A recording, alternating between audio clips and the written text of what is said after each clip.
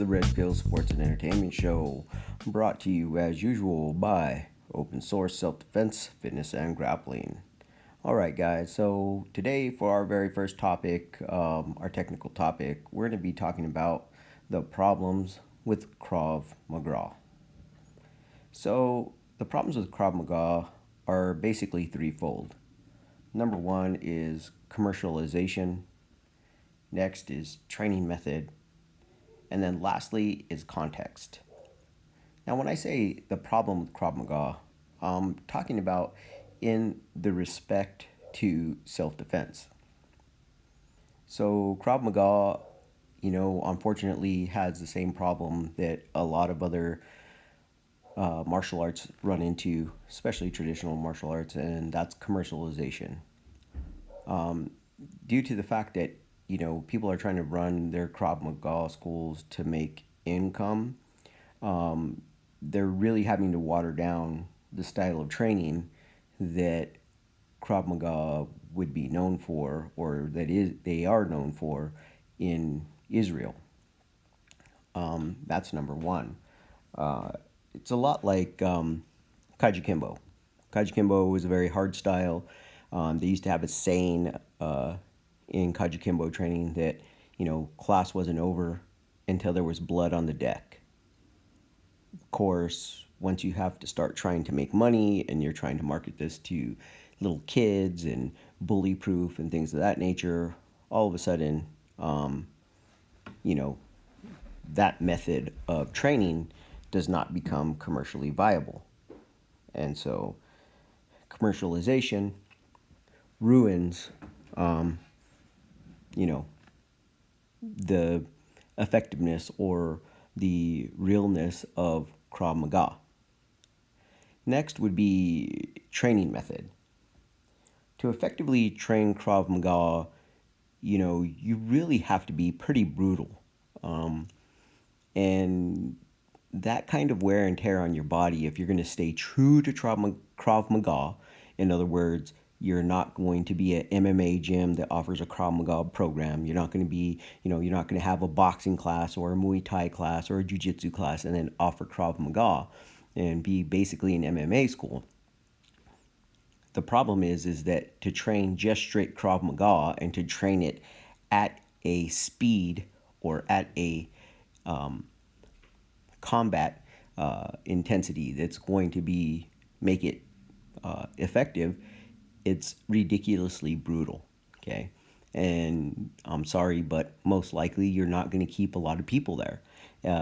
And, I think Krav Maga, more so than a lot of other places or a lot of other martial arts, they tend to say something like, it's not the martial art, it's the practitioner. Well, if that's your philosophy, then most likely, yeah, you're not self-defense, because self-defense should be able to be universally applied as a method to defend oneself, of self-survival, right? Self-rescue, if you will. And then last, really issue with Krav Maga is context. Many times, the argument I hear for Krav Maga and why it's the best or the most realistic style of self-defense is because they say, well, the Israeli Defense Force uses this. Well, yes, that's true. However, that would be like saying that, the Marine martial arts program, I believe it's called MAPS, is the best because, well, the Marines use it, so it's better than MMA. Well, I mean, it all depends on what the context is. You're talking about soldiers, okay? Sometimes for a soldier, retreat on the battlefield is not a viable option, right? It depends on what your post is. It depends on what your assignment is. It depends on what your duty is. In a self-defense situation, we're not worrying about protecting something. We're not trying to defend a position. All we're trying to do is survive and escape the situation, okay? We're not talking about being on a battlefield. So, context matters. Now, as far as commercialization goes, to get into that a bit deeper, it really bothers me the way that many of the Krav Maga schools sell themselves. The reality is that if you're looking for a quality Krav Maga school, and all of these things kind of blend together, the commercialization, the training method, and context, right? Krav Maga practitioners that go to pure Krav Maga schools that do not have an MMA program, do not have a jiu-jitsu program, do not have a wrestling program or a boxing or a Muay Thai program, and they train straight Krav Maga. Okay, those schools, and they're trying to sell it to the public.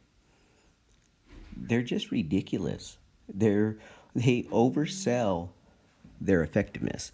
They oversell what you can do as a Krav Maga practitioner. And it's very disingenuous. I mean, it's almost like, the old school uh, karate and kung fu guys that are like, oh, I could, I had to register my hands as lethal weapons. Yeah, okay, whatever. Okay, that's just ridiculous. Okay, it's just not true. It's just not true.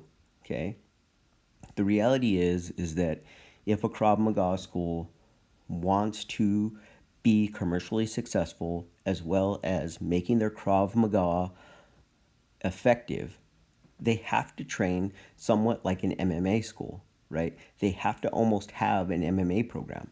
And if you notice, almost all the legitimate Krav Maga practitioners do in fact have a background in Muay Thai or Western boxing or Jiu-Jitsu, right?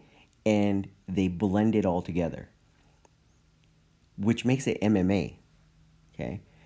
So my biggest problem with Krav Maga is not the legitimate guys that are out there selling you, come into my program, because the training method of sparring that you have to do, there's different intensities and you have to separate things out to train legitimately.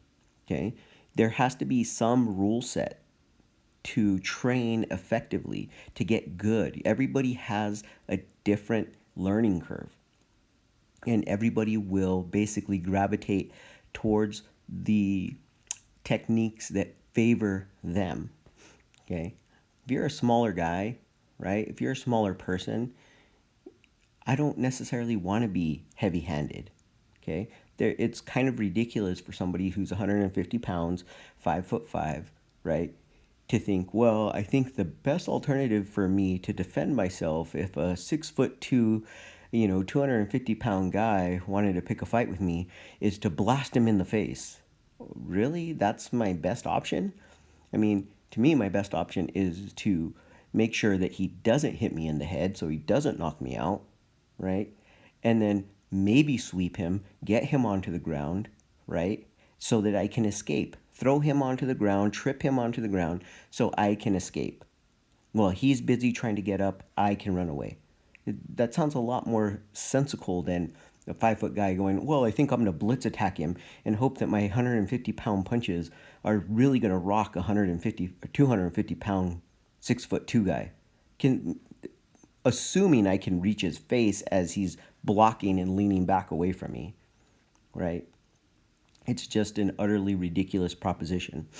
Um, you know, Krav Maga technically was founded before Kajukenbo, but if you look at a lot of the combinations they use, pretty much you can see where they borrowed a lot of ideas from Kempo.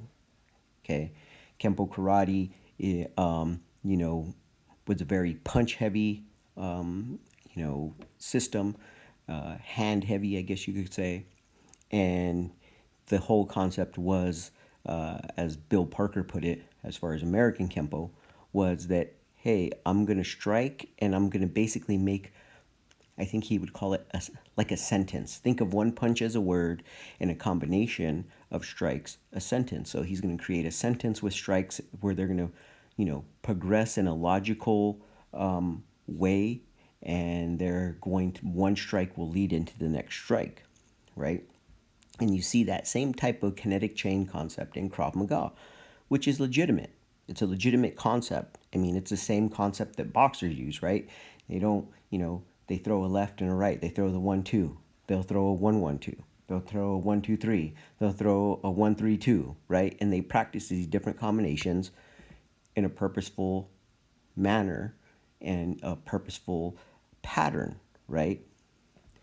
The difference between boxing and Muay Thai is that the boxer and the Muay Thai practitioner don't anticipate that each and every punch is going to land, and therefore they will get a specific reaction from each strike that would lead to the next strike, right?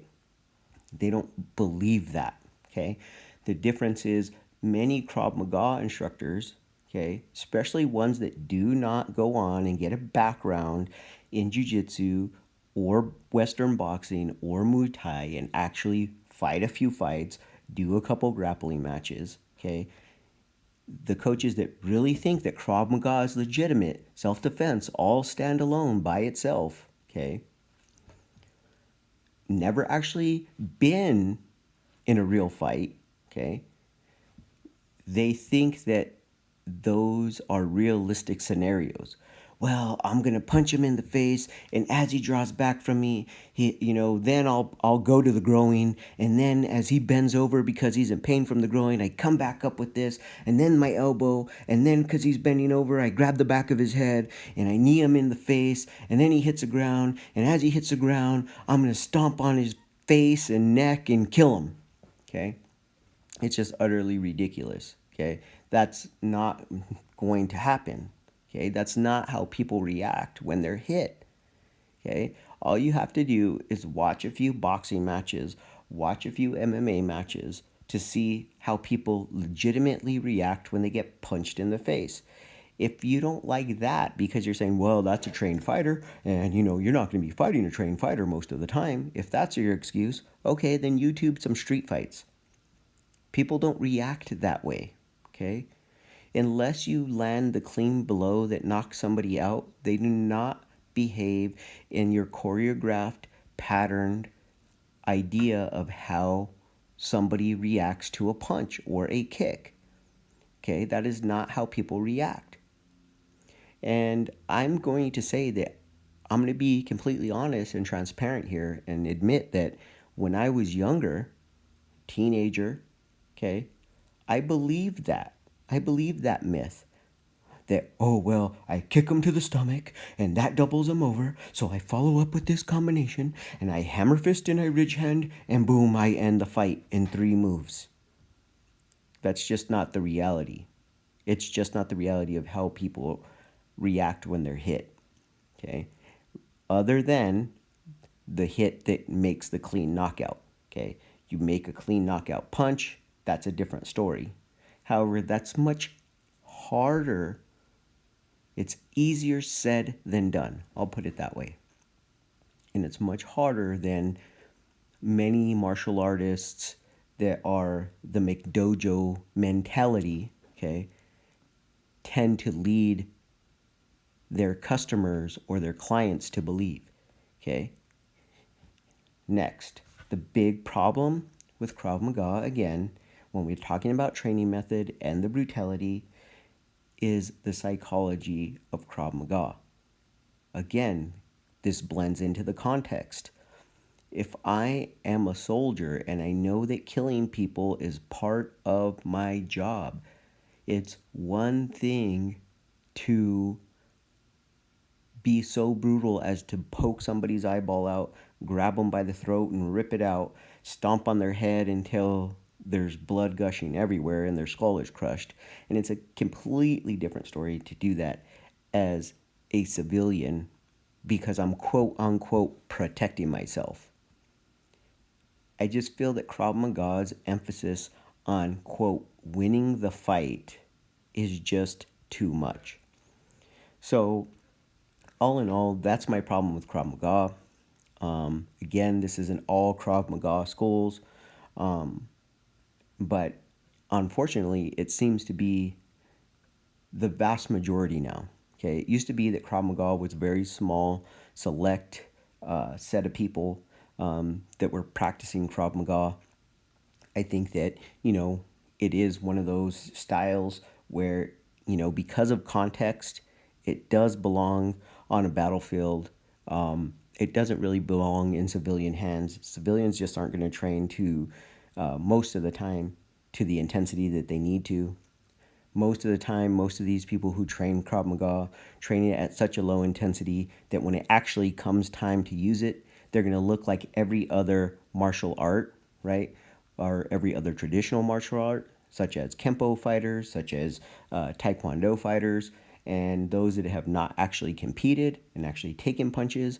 If you've ever seen these guys, what basically happens is they get into a full contact sparring match or a full contact fight, and they basically turn into really horrible boxers or really horrible kickboxers, okay? Because they haven't pressure tested it against actual full-fledged punches, okay? So, it's one of those things where if you're going to train Krav Maga, if you decide that's your self-defense, that's what you're going to do, make sure you're going to somebody who has a background in something else, okay? Generally, your quality Krav Maga schools also have an MMA program because they understand the value of training method. There is a big difference when you can train at near full speed and near full effort. There's a big difference, okay?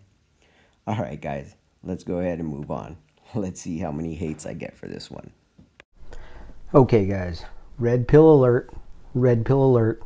Contrarian thinking here. I know not everybody's going to like this. But I told everybody last year when Ezekiel Elliott got suspended that we were going to see more of this craziness from females. So, of course, let's start with the Kareem Hunt story. Again, the over-dramatization, the exaggeration brutalizes female. And then we have the ex-NFL player talking about Foster here, and he basically was let go of by the San Francisco 49ers, and then subsequently claimed by the Redskins. But the Redskins, of course, were attacked for claiming him, right? So here's the thing.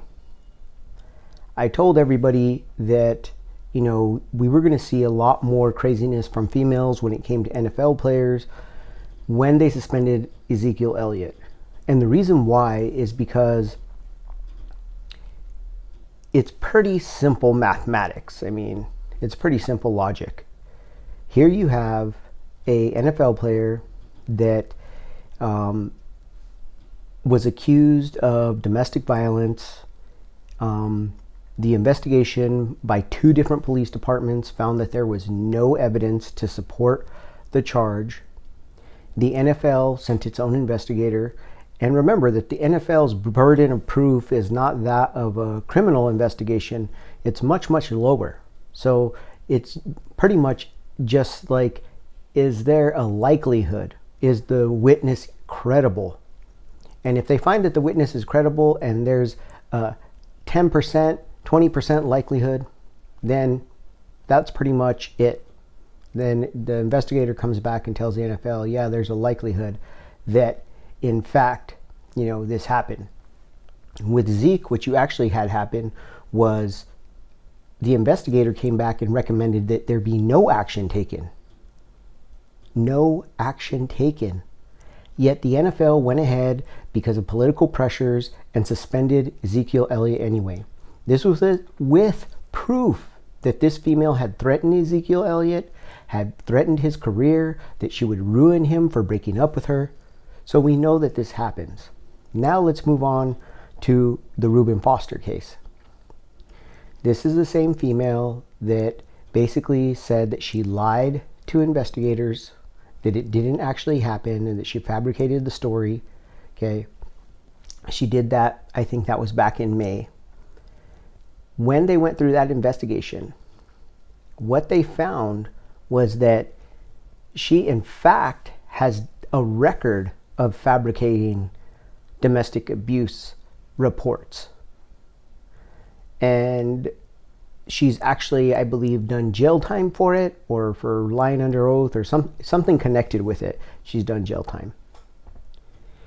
What I have a problem with is the media and all the sports talking heads rushing to judgment, and that always the onus for responsibility is always on the male, and we take away zero responsibility from the female.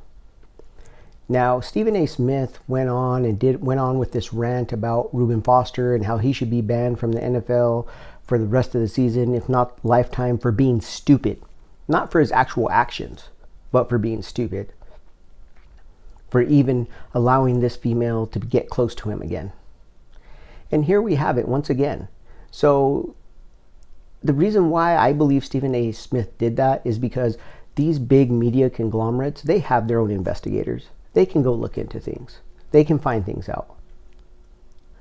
I'm pretty sure that they know what the history of this female is. I'm pretty sure that they know that she's pretty bad news. But again, rather than the responsibility, rather than her having to face the consequences for being a liar, Ruben Foster's career is being effective. His career is being affected. He's not able to make money in his chosen profession, in a profession that he is actually qualified to do. Now, am I saying that Ruben Foster doesn't bear any responsibility for making a ridiculous choice and for keeping this female in his life? No, I'm not saying that he doesn't bear any responsibility. Even if she's lying, he does bear responsibility for making a bad choice. Where I have the problem is that we continuously find loopholes to make women not responsible for their choices, never accountable for their lies and manipulations. Similarly, with the Kareem Hunt situation, many of the witnesses there say that Kareem Hunt had asked her to leave. She refused to leave. Some words were exchanged, apparently, from the witness's account. She did assault a female friend of Kareem Hunt, and you could also see in the video that she was getting up into the face and shoving some of the other males when she got shoved, or actually the person in front of her got shoved into her, right? And to call that brutalization, again, this is where it upsets me. The yellow journalism here, the sensationalized journalism, that's not a brutalization. Okay, again, for some of you who know my personal story, okay, it really offends me when people say abuse or brutalization or physically assaulted, and it's because somebody pushed them in the shoulder, because somebody happened to push them down or hold them down for a second. Even somebody like, kind of taking a half-hearted swipe at their face. It upsets me because that's not brutalization, okay? It upsets me because it cheapens those who have actually suffered abuse and physical violence. It cheapens their experience and that they are actual victims, okay? And again, where is the responsibility? I'm not saying that Kareem Hunt's hands are clean here, okay? That's not the point that I'm making. What I'm saying is that Kareem Hunt deserves the benefit of the doubt that this woman was ridiculously provocative given the evidence that we have. You can see her continue being provocative. She could have very easily walked away. And why women continuously get a pass to basically be see you next Tuesdays, and that's okay behavior, is ridiculous to me. It's outlandish to me that the onus is always on the man to be in control. All we ever hear from the ridiculous Me Too movement and the crazy feminists, okay, not typical feminists, I'm talking about the crazy militant ones, is how women are equal to men except when it comes to them accepting responsibility for acting like see you next Tuesdays. Then all of a sudden, if it's with a man, they're not responsible for their own actions. It's the man's responsibility to keep control. It's the man's responsibility to be calm and to diffuse the situation. Even if she slaps him or pushes him or shoves him, gets in his grill, and in this case with Kareem Hunt, allegedly dropped the N-bomb on him. Now, I'm sorry, but if you think that that is okay behavior from one person to another and that that doesn't deserve the incitement of violence, then we have no business even talking, you and I, because to me that is not acceptable. You don't talk to another person that way without expecting some type of response of a physical type nature, especially when you're in their space, right? Because you're at his hotel room. He's not over at your hotel room. He's not over at your house. He's not over in your front yard. He's not standing outside on your sidewalk. Okay? You're outside of his sidewalk. You're going to him, into his space. And I wouldn't accept this behavior from my son. So why are we teaching our daughters that it's okay to behave this way? All right, guys, that's what I got for that topic. Sorry, got to switch gears. Got to get into some of the news that's been going on in the sports world. Okay, guys, so before I get into what I'm going to talk about first, which is the Dallas Cowboys, let me send out a shot to Watch Lombardi on YouTube. Does an amazing breakdown of film. So a lot of things I'm going to talk about, I actually watched on his channel first, so check him out. So, man, what can you say about the Dallas Cowboys defense? It was an amazing performance. Absolutely amazing. A couple of miscues. They could have played a little better. Some penalties at inopportune times, as far as, you know, the roughing the kicker penalty and the lining up offsides late in the game. But other than that, an amazing defensive game. Now, I had been on record of saying that they played a very vanilla or very simplistic defense, and in fact, they generally do. This game, however, they added some twists to that little vanilla defense, right? They made a root beer float, if you will, right? What they did scheme-wise was pretty impressive. So you saw a lot of twists and a lot of stunts up front, and they made sure that they came at Drew Brees up the middle. Being that Drew Brees is shorter by NFL standards, this made it very hard for Drew Brees to throw over them and to find lanes.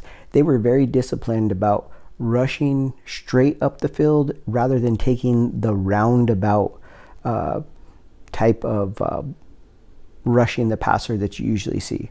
A lot of times, a lot of defensive ends, and interior defensive linemen will start to bow to the outside, right? And kind of allow the pass block to push them to the outside, allowing the quarterback to step up. Well, they were very disciplined in not doing that. They came straight up the field at Drew Brees, which even when they weren't getting to him was making it hard for him to have throwing lanes. That was number one. Number two, as amazing as Van Der Esch played, because he did play amazing, and so did Jalen Smith, okay? As amazingly as he played, he didn't play in every single down. One of the cool things that Dallas did scheme-wise is they still came out in a nickel defense in obvious passing downs, right? When the back most likely was going to be the safety valve. But what they did scheme-wise was they pulled Van Der Esch and they put in a defensive back, a corner. And this is why the corners were already en route. Every time the back caught the ball, while the ball was in the air, the defender was already en route to make the tackle. And the reason why was because it was a much quicker, much more seasoned pass defending player playing that back. They knew most likely they were going to have to throw the ball. They put them in positions to have to throw the ball, and then they out-schemed them. It was a work of beauty. Like I said, watch Lombardi. He does a breakdown of the game. It's a really great breakdown. It's so cool. I mean, and what it means for the Dallas Cowboys is that they are in control of their own destiny. They can play with the Saints. They can play with anybody. Now, here's the thing. One of the things Vach kind of pointed out, and I believe he said he did a breakdown, but is that one of the things is that the Saints play horizontally. A lot of people are scared of them vertically, but they actually play horizontally and look for a lot of yak yards, right? Yards after the catch. Well, because of the speed of the Cowboys, it was very hard for them to do that. On top of that, scheme-wise, again, and coaching-wise, once again, they were there contesting every catch and tackling after every completion. This made it really hard for them to run up yards and to get scores because they weren't in, a complete open field with nobody on them and still closing. They didn't give a lot of cushion. So it was an amazing defensive performance.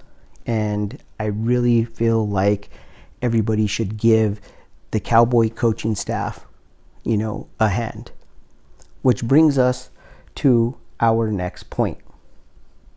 And that being, with this win, when is the narrative on Jerry Jones being a horrible general manager and Jason Garrett being a horrible head coach and just a clapper going to end? First and foremost, one of the things that we saw in that football game, and I'm sorry that I keep harping on this. If you're a Cowboy fan, I'm sure it makes you bitter. But one of the things I saw was that the limiting factor in the Dallas Cowboys game, the reason why they weren't up 32-10, was Dak Prescott. Dak Prescott is right now the limiting factor of the Dallas Cowboys. Yet somehow, Jason Garrett and this offensive coaching staff find a way, I keep saying this, they find a way to generate yards and keep the ball away from the other offense, allowing their defense to rest and allowing their defense to do their thing. Look, I know the Cowboys offense isn't a scoring machine. A lot of that goes back to Dak. I know people don't want to hear that, but that's the truth. It goes back to Dak not being effective as a quarterback, as a passer. Okay? The thing is, though, they still generate yards. They still generate offense. They still eat up clock. And they found a way, scheme-wise, to do that. Dak only has to have 2 to 3 big plays a game, which he's getting out of Amari Cooper and Michael Gallup. He missed a for sure touchdown, which again, Dak's limiting the offense. But when is the narrative going to change on Jason Garrett? People, I did this on a show, but I mean, at some point, wins and winning percentages, have to mean something. And Bill Parcells is the one who said it. You are what your record says you are. And the record says that Jason Garrett is a better coach than Bill Parcells. So can we stop with we have to bring in somebody like Bill Parcells? Next, when is the narrative going to change on Jerry Jones and that he's a horrible GM? I used to buy into this too, to be perfectly honest. But let's look at the defense first. The starting roster of the defense. Do you realize that for the starting roster for this defense that was given so many accolades for what it did to the Saints this past week, only one of those starting players was not a Dallas Cowboy draft pick? When you look at the strength of this Dallas Cowboy offense, that being Ezekiel Elliott and the offensive line, I believe it's only one offensive lineman was not a Dallas Cowboy draft pick? Was it not Jerry Jones who was in the war room? Was it not this head coaching staff that was in the war room that decided to take Van Der Esch over Calvin Ridley? And is it not paying off now? Now that we're getting into November and December football, is it not paying off? Did Jerry Jones not go out of his way and make sure they went and got the wide receiver that they needed? At this point, you have to say that it was totally worth the draft pick that they gave up. At this point, you have to believe that. If you don't believe that, you don't know football. That's just the reality. Amari Cooper was worth that draft pick. And now we hear that Jerry Jones not just went and got Amari Cooper. Before he got Amari Cooper, before he made the trade for him, apparently he went to Nick Saban and asked him, how do you coach this guy? How do you get the most out of this guy? That is genius GM research. So when exactly is the narrative going to change? Because I, for one, am tired of the traditional run-of-the-mill, everybody's echo chamber sports media saying the same things over and over and over. I also find it very clear to note that when you hear people talking about this win, especially the Cowboy haters like Stephen A. Smith and Max Kellerman, you realize that at the end of their little skits that they do, they're like, well, the Cowboys still won't have the last laugh because they're not winning the Super Bowl, that's for sure. So what do you see? You see that the Dallas Cowboys are held to a standard that no other team is held to. And that's that success is not measured by wins and losses. It's not measured by winning their division. It's not measured by winning the conference. It's purely measured by Super Bowl victories. And that's part of the problem. That's part of why Cowboy fans get sucked into this narrative that Jason Garrett is a horrible head coach and that Jerry Jones is a horrible general manager. So speaking of head coaches, Mike McCarthy lost his job. I think that the Packers are going to live to regret that decision. And the reason why is because the problem is not Mike McCarthy. The problem is Aaron Rodgers. Aaron Rodgers is an old, grumpy man. Now, here's the thing.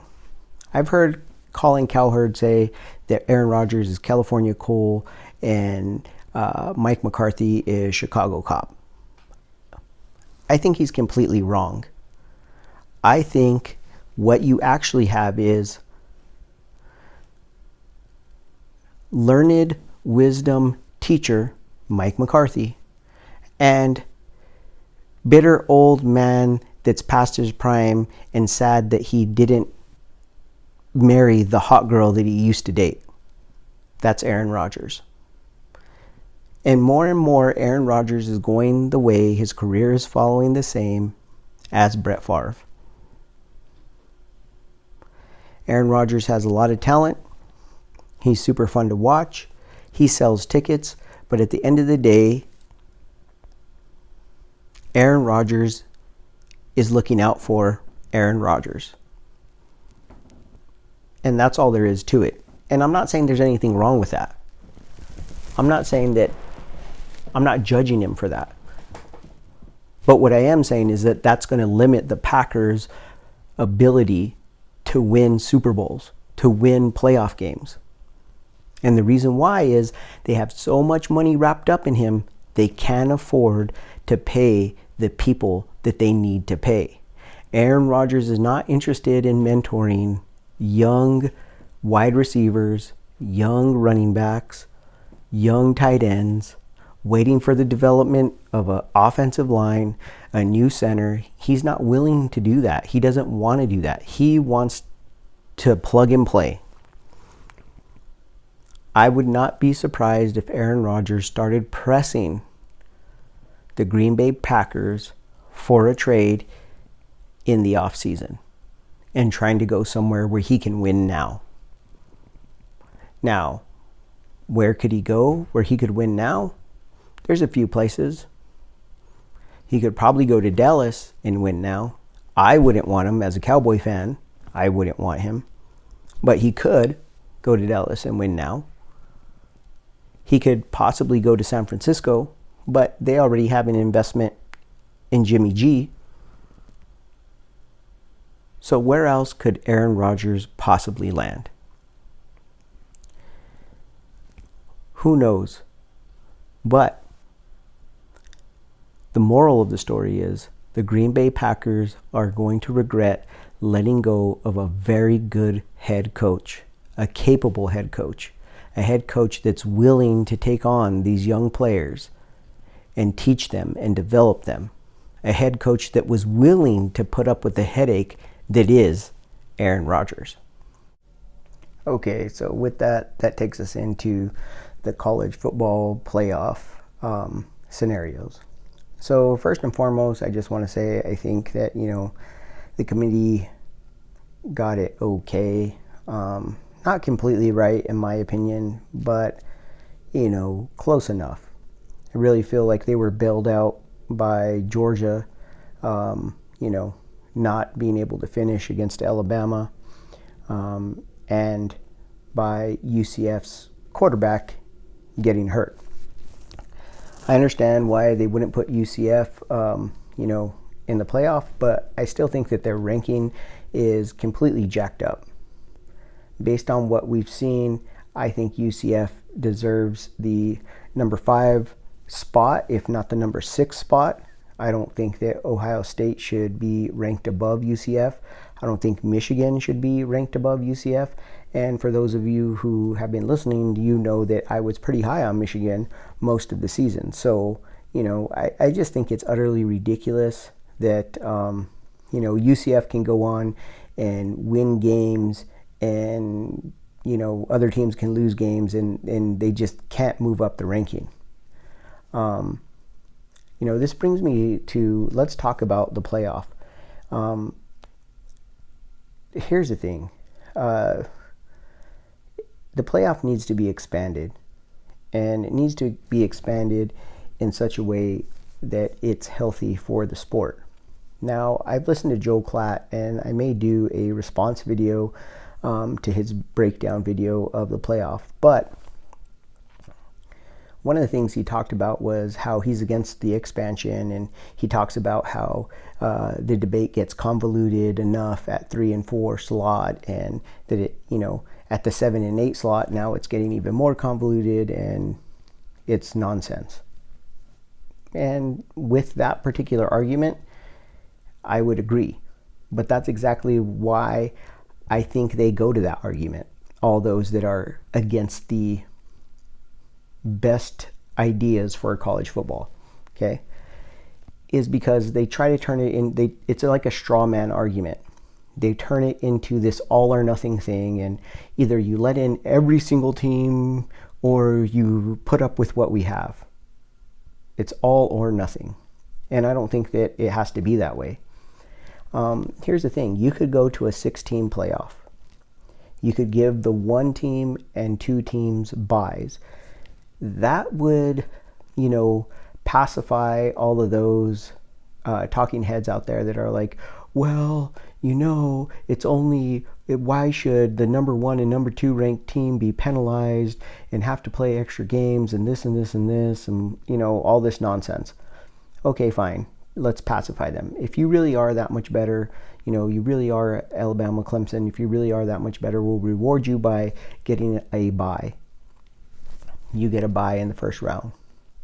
Now, you can't tell me, let's say we stuck UFC up into that number 6 spot, okay, where they rightfully belong. You can't tell me that a Notre Dame UCF game would not be entertaining, okay?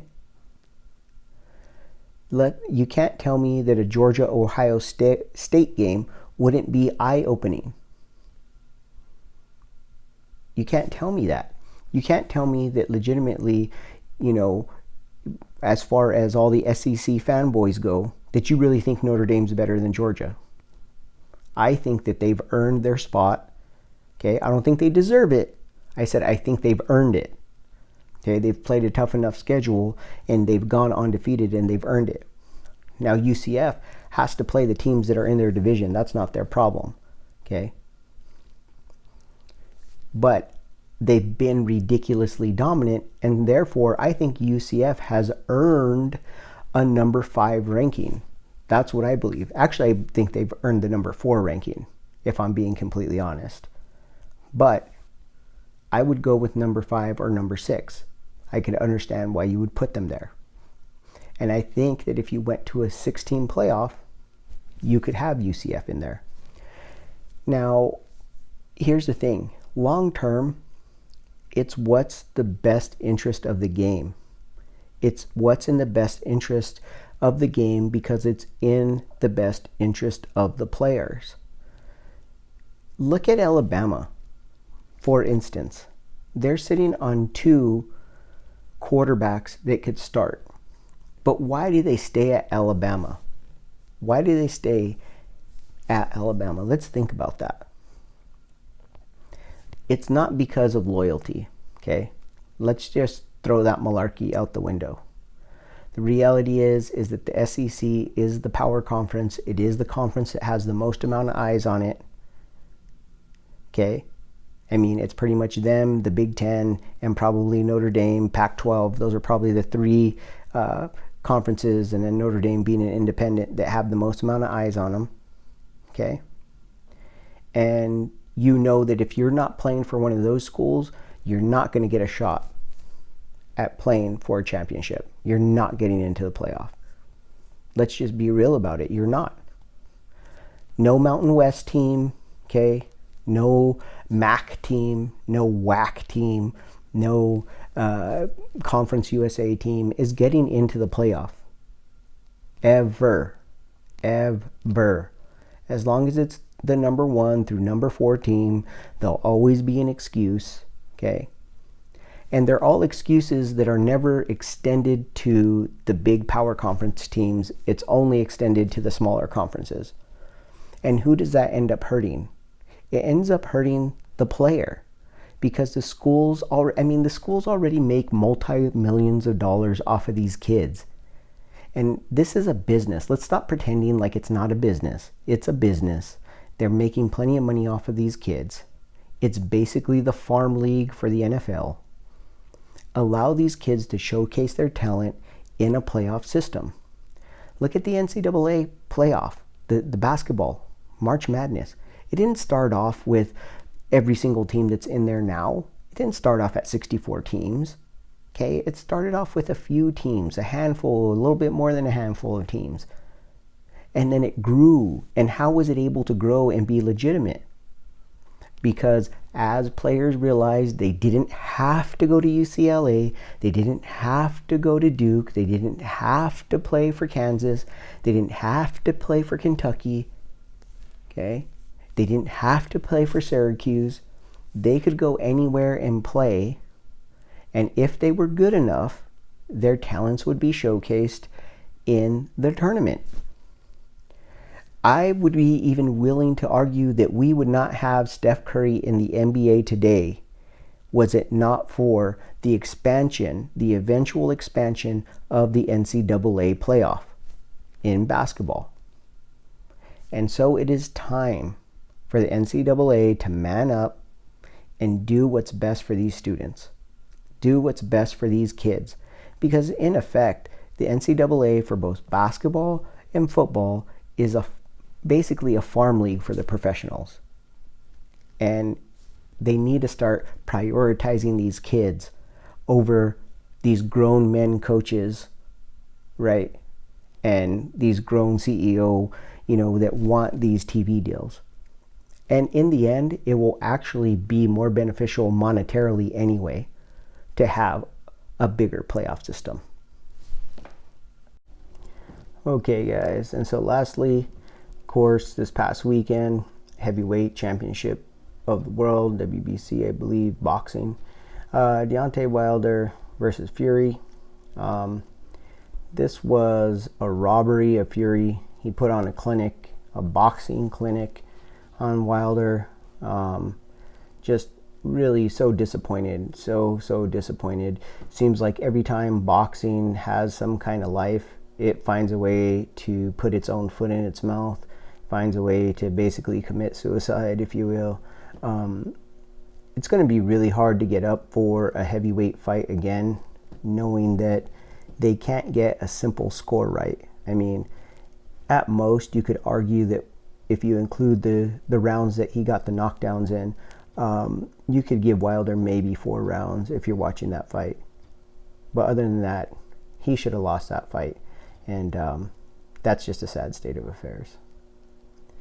So next, let's talk about UFC card coming up.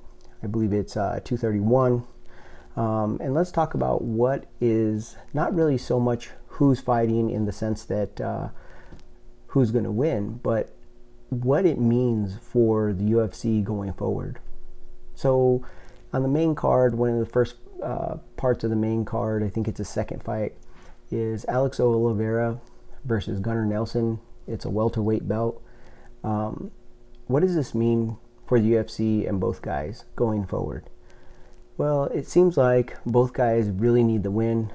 Gunnar was on his way up and then, has suffered some setbacks and now is number 14 in the world. Alex Oliveira is number 13. So by the rankings, they're pretty close. Their styles are completely different, in my opinion. This is a striker versus grappler kind of matchup here. I would be very surprised if Gunnar Nelson attempts to stand up with Alex Oliveira. I would think that he would want to get this fight to the ground as quickly as possible and start hunting those submissions. However, that's not to say that Oliveira doesn't have skill on the ground and that he's easy to take down. He's not. What that means for the welterweight division, it means that one of these guys most likely is going to be off of the UFC promotion, and the other guy is probably going to be a gatekeeper for, at least a year or two until they show that they can really step up their game and gain some momentum. Next, we have a light heavyweight belt scheduled, and it's Jimmy Manuwa versus Thiago Santos. Jimmy Manuwa is currently ranked number 7. Thiago Santos is currently ranked number 15. So what this means for both of these guys, for Manuwa, if he can defeat Santos in a spectacular fashion or dominant fashion, it should launch him up towards the top 5 and possibly, a title shot soon, within the year maybe. For Santos, this is really his time to shine and get out of, that teen ranking, so he can get out of, the below 10, and he could probably get into the top 10 if he can beat Jimmy Manuwa in a way that looks dominant and looks technical and looks like it's going to be trouble for the division. This should be a really good fight. Both guys are game. It also means for the light heavyweight division that they need somebody to start stepping up there, right? The UFC needs somebody to start stepping up because currently, right now, light heavyweight division, you do have John Jones fighting Alexander Gustafsson soon, okay? But if John Jones should win, as I believe he is the favorite right now, I mean, the word in the air is that the UFC is going to coax him or try to coax him into moving up and fighting DC for the heavyweight title. I don't see John Jones giving up the heavyweight title if he were to capture it. If he were to capture the heavyweight title, I don't see him giving it up. Similarly, if he wins the light heavyweight title against Gustafsson, then who do you have fight him? Because if he doesn't want to move up to heavyweight to face DC, you can't do a John Jones Gus 3 if he's beat Gustafsson twice. That doesn't make any sense. And who else is left in the light heavyweight division? Not a whole lot of names. Maybe Rumble Johnson comes back just for that one fight, but after that, You need to start building somebody up, start getting fighters in the division that look like they can challenge. Next, we have Valentina Shevchenko versus Joanna Jędrzejczyk. Okay, I'm sorry, I know I butcher her last name, but hey, she's just got to live with it. This is for the women's flyweight title. Okay, new division for the women. It's one division above where Joanna usually fights, one division below where Valentina used to fight. Here's the thing. I just think that this is just too much weight for Joanna. Joanna was already not the most powerful puncher in the lighter division. Okay? Now she's going up. Valentina is a natural at this weight class.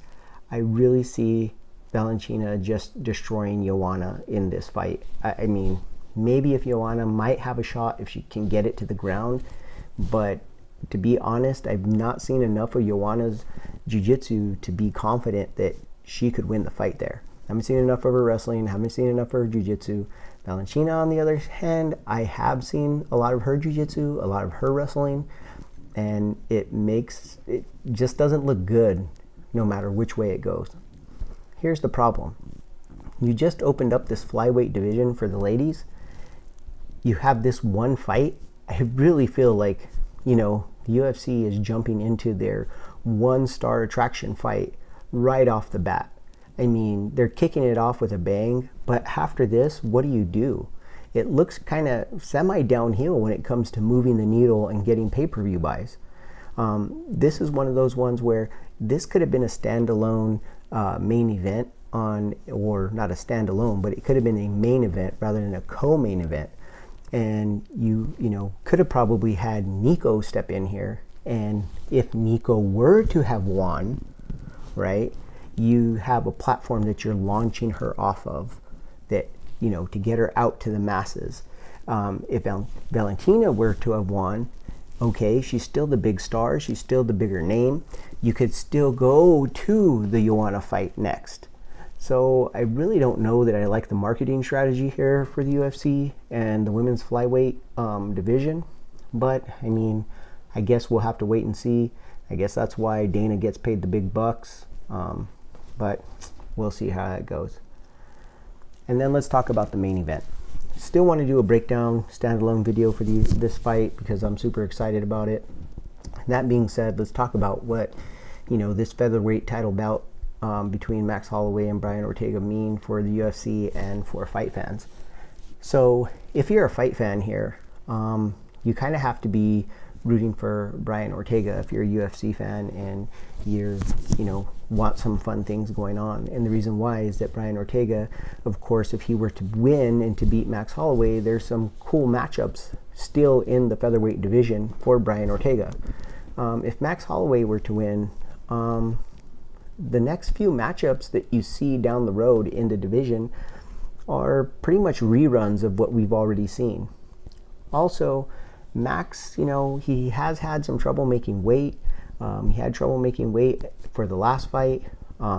Even before that, when he took the 155 against Khabib on short notice, he couldn't make the 155 weight safely, and medically he got basically taken off the card because of that. Which yeah, I get it, short notice, but I mean, if you can't make 10 pounds heavier than you usually fight on short notice, if your body doesn't want to react to that, I mean, how exactly heavy is Max Holloway walking around? I mean, that's got to be quite a bit of weight if he can't safely get down to 155 on short notice. So, I don't know how interesting, the Max Holloway title defenses would be after Brian Ortega. And I just have this sneaking suspicion that if he does defend the belt, he's moving up to 155 after this anyway. And what does that mean for the featherweight? That means that pretty much you have to have a fight to determine your new featherweight, title holder. And in true fashion of the UFC, they probably will stick Brian Ortega not towards the back of the line, but he probably won't be front in line, right? And so all of a sudden, you're not getting those cool, fun matchups that you thought you might get. Now, here's the thing. Brian Ortega is a bit older than Max Holloway, not by a lot, I think a year or two. And he could possibly be moving up to 155. Actually, when Khabib was looking for that opponent and they named Max Holloway, and then later El Iaquinta, I really felt like the funnest matchup would have been Brian Ortega, mostly because of his slick jiu-jitsu game off of his back. He's not going to waste a lot of energy trying to fight off a takedown. He's going to be okay with accepting a takedown and working off of his back. His jiu-jitsu is very Gracie jiu-jitsu, start with self-defense style of jiu-jitsu. A lot of no-gi techniques they teach in their self-defense system. And so it had been interesting to see that matchup. And, I really wish we'd have got to see it. But maybe we still might. I mean, we could possibly see that matchup. So it would be really, really fun to check that out. But there's a lot of things moving in place for the featherweight division. Biggest thing is I think Brian Ortega, if he wins the featherweight belt, I think that's the funnest scenario for fans, because then you have somebody who actually captured the featherweight belt now defending, rather than Max just vacating the belt. That's not quite as fun. And then, Max also has some fights at 155 that are waiting for him. I mean, Khabib, there's obviously he wanted to fight Khabib, rematch with Conor. I mean, I think that would sell, if I'm being completely honest. People keep throwing Conor's name out there and possibly fighting Cowboy Cerrone, but I mean, I think the one that would really move the needle is Max Holloway moving up to 155 and rematching Conor. I mean, I really think that that's the fight that would sell and move the needle. All right, guys, we'll look forward to the breakdown. Thanks a lot for listening. Remember, this was the Red Pill Sports Show, brought to you as usual by Open Source Self-Defense, Fitness and Grappling. Be practical, be purposeful, get fit with a purpose, guys. We'll see you.